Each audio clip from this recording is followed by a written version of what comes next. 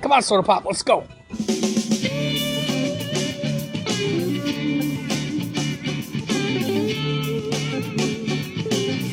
16 minutes after 4 o'clock, 11:40 KSOO. Students joining us in the faculty lounge is Bruce the Thorn Danielson. I call him the Thorn. I think there are some people down at City Hall that call him worse than that. He is one of those people that regularly attends city council meetings. Do you do county commission too? Once in a while. County commission stuff. And every couple of years, there's one or two people that come forward and just get actively involved in watching what is or isn't happening at the local government level. When I was in office from 74 to 84, there were 3 or 4 or 5 people that were regular attendees at meetings. Sometimes they didn't say anything. Sometimes they said a little bit. Sometimes they said way too much, but that's all part of the process. Mr. Danielson, we invited him here today because there is an issue that is coming before the city council. I believe it's next Tuesday evening, that will make some changes in notification of agenda items that the city council will act on. And I asked Mr. Danielson to come here and give us, from your perspective, the explanation of what it is the city wants to do, and then you and I will have some dialogue on that. All right. Well, the city has decided to change the posting of meeting agendas to Monday evening, 24 hours before the start of the city council meetings. So, and what that does is that's going to take away the citizens' right to go out and actually see what's happening on the meeting in a timely fashion so that we can research what's going on, why it's going on. We can marshal our troops to go in and attend the meetings to discuss it. We won't have a chance to actually even talk to any of the city officials, including our council members, because we won't know until 24 hours or less of the meeting. And in 1973, when they came up with the open meetings laws, I was actually working in the legislature that year. And we were calling them sunshine laws that allowed things to be open to everybody. And now I'm watching the city degrade to the bare minimum versus right now we have 96 to 98 hours to go out and get information. And it's very important to us. Okay. So the person who is proposing this is the city clerk. That's what we understand. Yeah. And her explanation, did she explain at the last meeting exactly why she wants to do what this proposal puts forth? Well, she's saying that there's a few contracts that come in at the last minute. She wants to be able to put them into the agenda. And what we've said all along is if it's a serious contract, it's not like we're starting anything from scratch here or we're changing anything major. They already know that they have to get certain things done by Thursday. They already know they have to get certain things done by Wednesday. And they know because they've been doing it for many, many years, for 22 years now, since we went to Home Rule Charter. They have established these procedures. And now all of a sudden they've decided that they can't meet the deadline, or as we were saying, they can't get their homework done on time. So let's move the process. Okay. State law allows for 24 hours. Yes.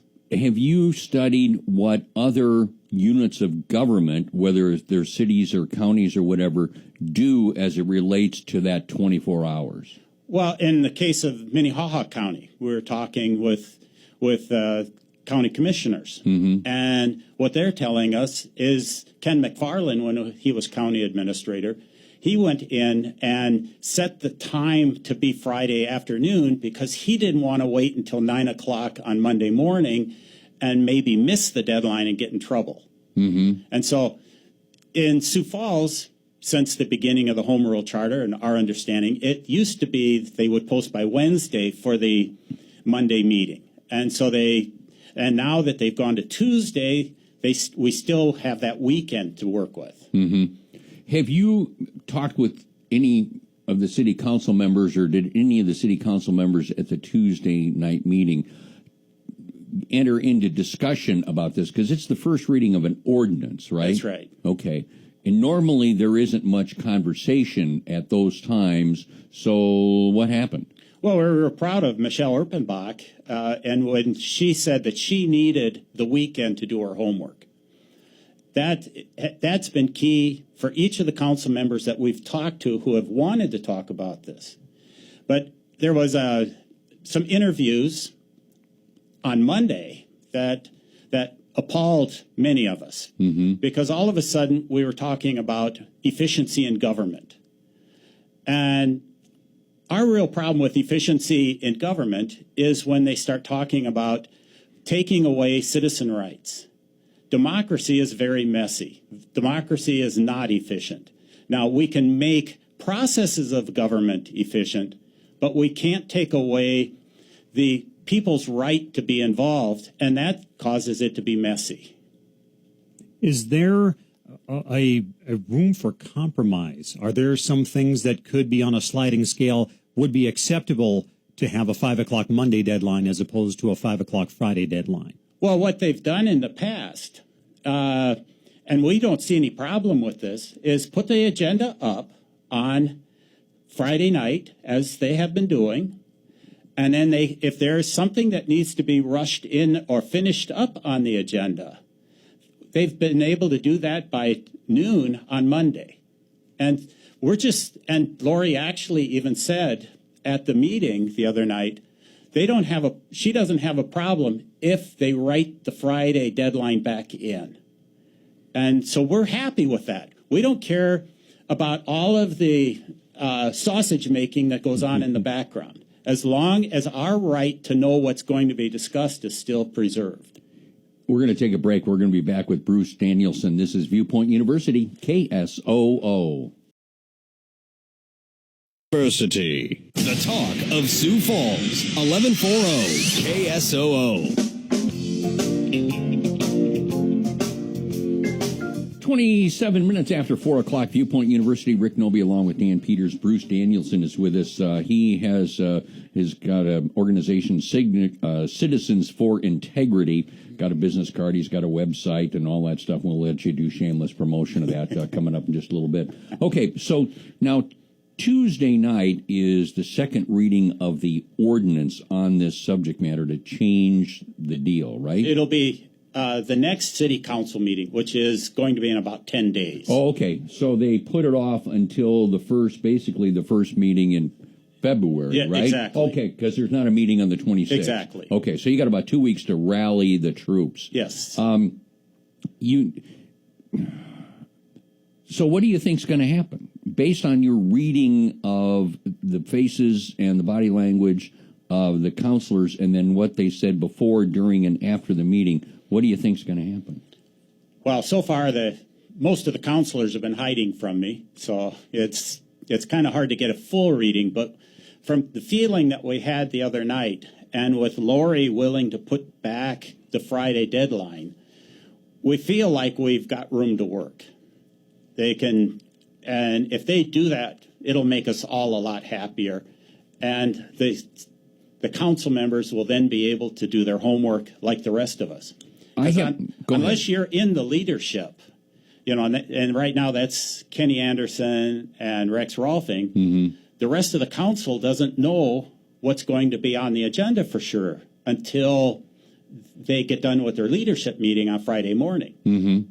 So now unless somebody was to give them some kind of a red line copy, they wouldn't know what was coming up and be ready for it. Until Friday afternoon, or if this new deal goes through, possibly Monday afternoon. Monday night. Yeah, 5 o'clock in the afternoon. Yeah. It seems to me somewhere in the administrative ordinances of the city, there's a provision where city council members can bring items not on the agenda before the council, and I think it takes 2 people to sign something. And I haven't read that ordinance in a long time, but if it's so, it seems to me there's a process, whether it's setting a hearing date for something, or introducing a resolution, or awarding a contract, that there's a mechanism in place that allows for that to happen if two city council members have to petition or sign something to put it on the agenda. Right. My understanding of it is, and I'm still learning, you have city council, a city council member can propose something and put it on the agenda, but you have to have a second one there to be able to say, I agree, and it's seconded, and then it's put on for discussion and brought up. A similar situation was with the cell phone ban, where that didn't happen because nobody seconded it. So Yeah. it died for lack of a second. That's another whole issue for another day. We could discuss it. I'm not done with that one yet, but I'm waiting quietly in the sidelines on that one. So so people basically now you've got about a week and a half to rally the troops. Okay, I know you're concerned about this, and I get that, and I'm glad you're concerned about it. Are there thousands of people coming forward saying, Bruce, how can I help? Actually, we had a wonderful turnout the other night and talking about this, and I got word today that there's going to be several more people coming and speaking at the city council meeting. And I was asked, what is the process? And so what we're doing, as a side to everything else we're doing, is we do videos. And we put the videos up on YouTube of city council meetings showing how processes work. And I go to Parks Board meetings. I've been to Board of Adjustment meetings. I've been to all these different meetings because we have all these functions, and the city should actually be recording these meetings and putting them up online so people know what's going on and the millions of dollars that are moving between organizations in the government and private organizations, and we don't know anything about it. And I started following some of those meetings because, to me, they're more interesting than the city council meeting. Well, and I don't disagree with that. They can be more interesting, but park board meetings and Board of Adjustment meetings, they have to post an agenda. They've got to give people advance notice about what's coming up. So it's not like these people are meeting behind closed doors and in private. Well, the problem with the Parks Board meeting is we never know where it's going to be at. And it's always at the same time as the informational on a Tuesday. Mm-hmm. So our problem with that one is as several city council members have even told us, is we have a problem with the Parks Board meeting because unless I'm there videoing it, they have no idea what happened. And in some of the things that have happened in the last year, it's because we've been putting the videos together that council members got to see what happened and they didn't go along with the Parks Board.